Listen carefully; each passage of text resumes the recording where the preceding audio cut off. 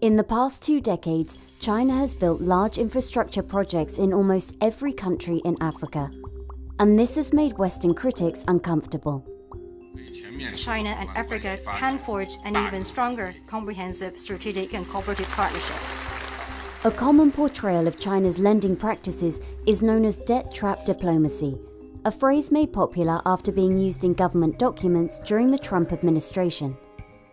The so-called debt trap is created when a country lends to poorer countries, intentionally overwhelming them with unsustainable debt, forcing them to surrender strategic assets or concede increased political leverage. But so far, there's no evidence that such a debt trap has been sprung in Africa.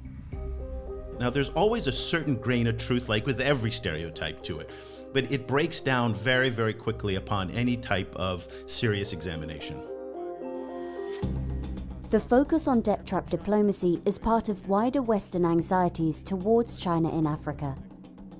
We've already seen that Chinese investments in Chinese infrastructure projects have been linked to increasing Chinese influence within the host country ruling elite. That may end up becoming somewhat of a leverage point for China to push some of these countries or ruling elites to side with China on critical issues that are important to the US or to its allies. But while the US has focused its Africa strategy on aid and social services, China has been building. African governments themselves said, we are tired of aid and charity. We want to do trade, we want to be treated like partners. The Chinese came along and said, great, we don't do aid and charity, we want to do business with you. Global Gateway will mobilize 300 billion euros till 2027. Now the US and Europe are answering back with their own infrastructure initiatives to counter China, but African experts are skeptical. At the end of the day, China has been that guy around the corner with, a bouquet of flowers to Africa, the US, Europe and the UK have time and time again said, be careful of the flowers you see out of the window, they have thorns on them.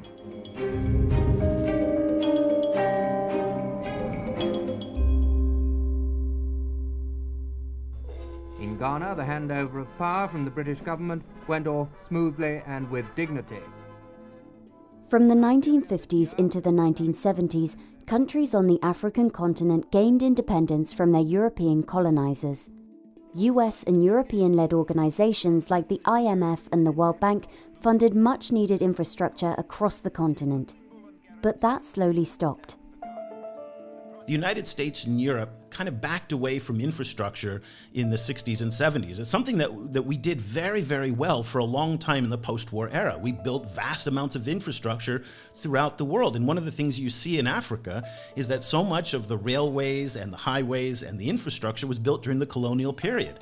And back then it was quite solid, but it's been decrepit because the former colonial governments are not plowing in lots of money. Enter China. As early as the 1970s, Beijing began building the Tazara Railway, a link between the Zambian town of Kapiriamposhi and Dar es Salaam port in Tanzania. At the time, it was the longest railway in sub-Saharan Africa, allowing Zambia to ship copper, bypassing white rule Rhodesia and South Africa. It also gave China much-needed political allies. Beijing said, we have problems, you have problems, we will help you out. And they embarked on this.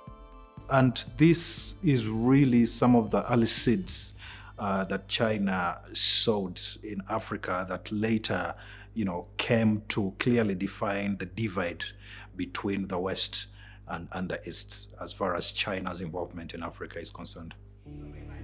In the early 2000s, as China looked to expand markets and political influence abroad, its investment in Africa ramped up. The Chinese said, well, guess what? We are the best in the world now at producing large-scale infrastructure fast and cheap. And we have a surplus of capital. So we'll loan you the money. We have our great contracting companies. We have all of this skill and all this ability to deliver fast and cheap. And in that sense, it was really an ideal match. They recognized what Africa's development stage was, and they said, you know what? 30 years ago, that was us. We recognize a lot of what's going on here. You don't have enough infrastructure. You have a large population that's growing quickly. Also, let's not underestimate there is a shared history here of anti-colonial struggle. So you tick all of those different boxes, and Africa made a lot of sense for the Chinese to come in. China is currently involved in an estimated 35 African countries and has made significant contributions to their infrastructure, including ports, railways, and power plants. It's estimated that China has invested more than $340 billion in Africa. So compared to how much China is investing across the world, this may not be as much, but for Africa, it's a lot of money because of the huge infrastructure gap that Africa faces. But there are noticeable differences between Chinese financing and how the West lends, historically with low interest rates and flexible terms. There must be over millions of different types of loans out there. But if you were to take an eagle's eye view of the different kinds of loans involving Chinese lenders, then you can broadly categorize them into three different types. The loans fall into three categories: zero-interest loans offered as aid, concessional loans which have a lower interest rate often intended for large infrastructure projects, and the most common, commercial loans with higher interest rates in line with what you would get from a typical private bank.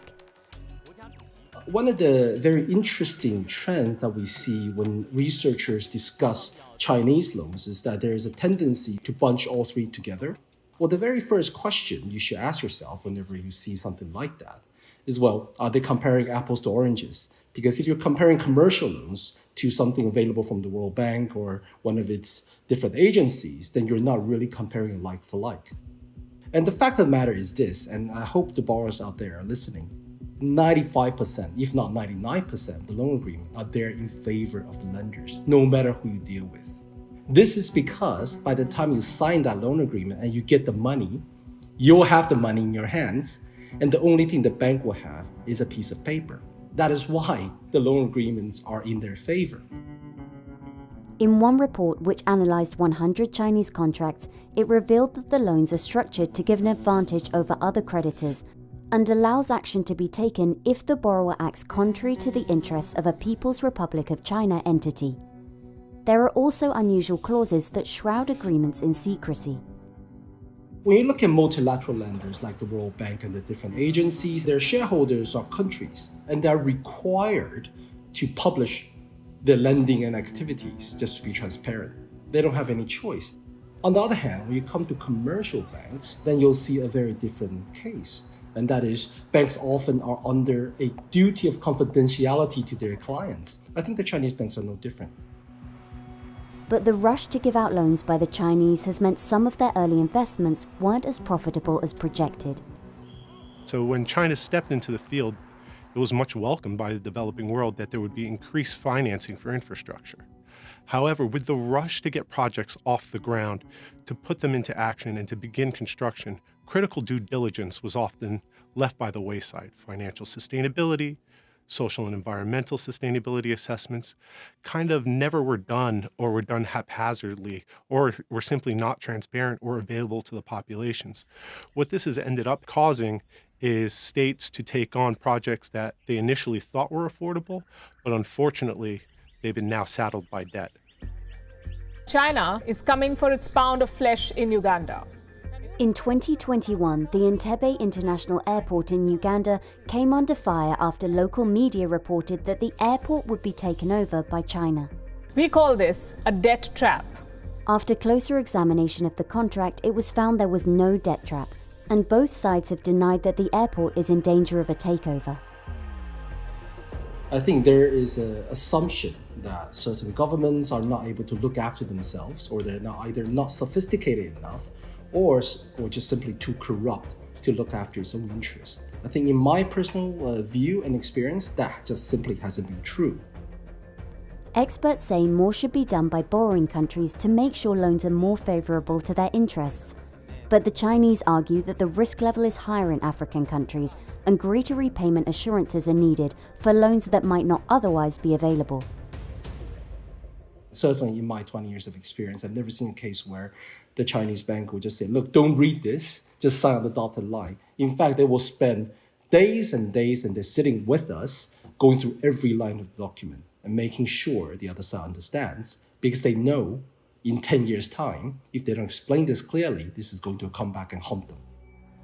Certainly, there are issues with how China finances projects. There are issues around transparency. But I don't think this is some sort of grand master plan from Beijing in order to ensnare developing countries into debt and become further beholden to Beijing. In Kenya and Nigeria, debts to Beijing are growing.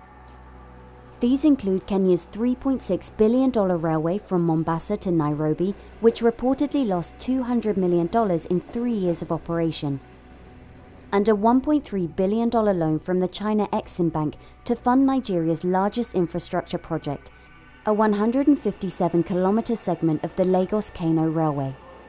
The government itself can't afford to finance these things. The private sector isn't really stepping up.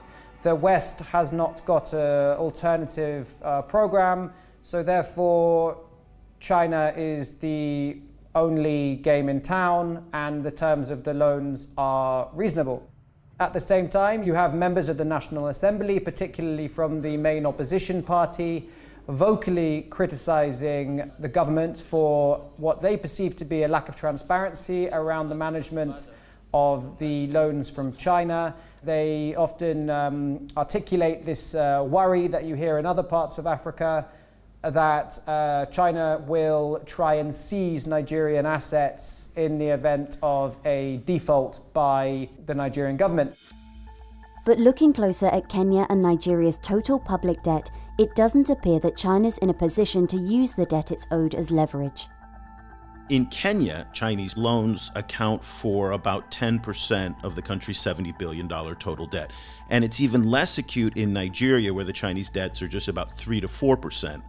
So again, we have to focus on the data as it is, not as these narratives and these storytelling, which we have these fantasies that Kenya is going to be taken over by the Chinese. One country cannot control another country just by owning 4 to 10% of its debt. Only a handful of countries on the African continent have a significant amount of debt owed to China, and most of them owe much more to private bond markets. Africa does not have a Chinese debt problem. Angola weights about a third of all Chinese debt in Africa. So take Angola out of the issue, then you have an even less serious problem in that respect. So it's very important that we narrow down this problem to be what it is. But it only takes one bad deal to affirm Western fears. In the Democratic Republic of Congo, a controversial method of borrowing based on future natural resource revenue has meant some projects have fallen victim to corruption. Congo has a very, very significant mining industry. It's Africa's biggest producer of copper. It's by far the world's biggest producer of cobalt. Cobalt is a key ingredient in the rechargeable batteries that power electric vehicles. You hear politicians talk about Congo saying that we are to cobalt as Saudi Arabia is to oil. However, up until now at least, the benefits to government revenue and the benefits to the population at large have been rather limited.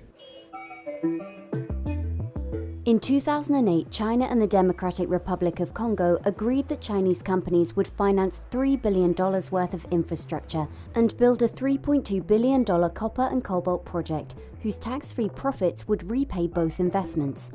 China, with the help of these mines, has now come to dominate an industry at the heart of future technologies.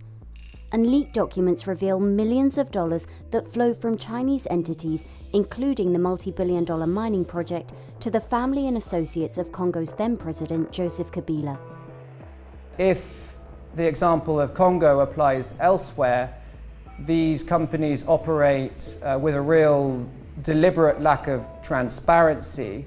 And if they find a willing partner in a government, as they did in Joseph Kabila's government, this lack of transparency can extend to and really envelop the relationship between the state and these mining companies. There is a lot of anxiety in the West over China's involvement anywhere really, because it's a strong number two to the US. And being a superpower and China having very strong links with Africa, setting up a lot of logistical supply chains in Africa preparing to expand its trade and take it to the next level is worrisome, because whatever happens in Africa or whatever happens in Asia ultimately can affect the world order. There's a lot at stake. Ideology may also be on the line. Countries that receive help from the US or European multilateral development banks often require values that fall in line with democratic nations. Anti-corruption, good governance, transparency, participation, inclusion. These are things that really matter. We should want projects that are beneficial to the populations, that don't negatively affect them. And so while it may hinder the US in being able to lend to certain countries, I don't necessarily think that's a bad thing. When countries in Africa take help from China, they're expected to side with or at least not participate in the condemnation of China on key issues including Taiwan and allegations of forced labor in Xinjiang.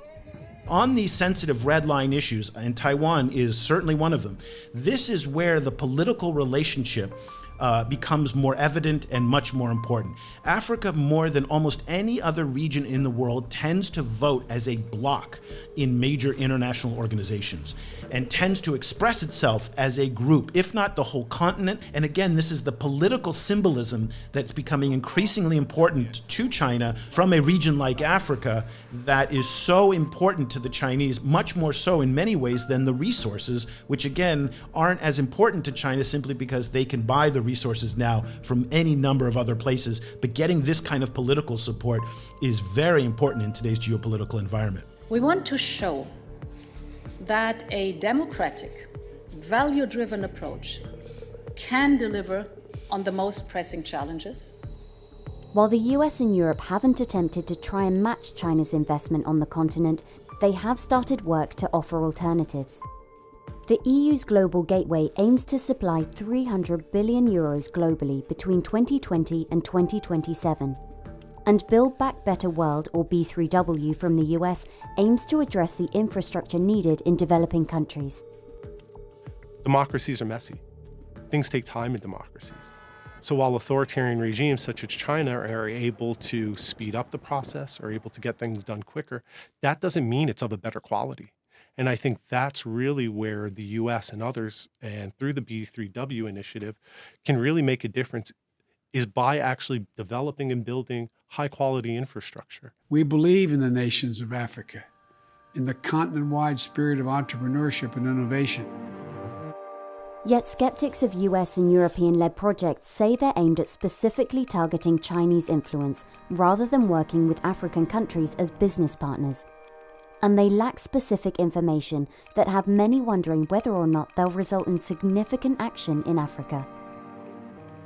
When you talk to the Chinese, they will tell you that we have come a long way with Africa, both culturally and economically. We have had similar problems as Africa, and we want to help them grow because they were in a position where we were. In Africa, the Africans will tell you we need the money. We have a huge infrastructure gap, and it doesn't matter whether the money is blue or red. As long as it can do the job, we will accept it. When we talk to some of the economists that follow China and the African governments, they will tell you that there has been benefit for these projects overall for Africa.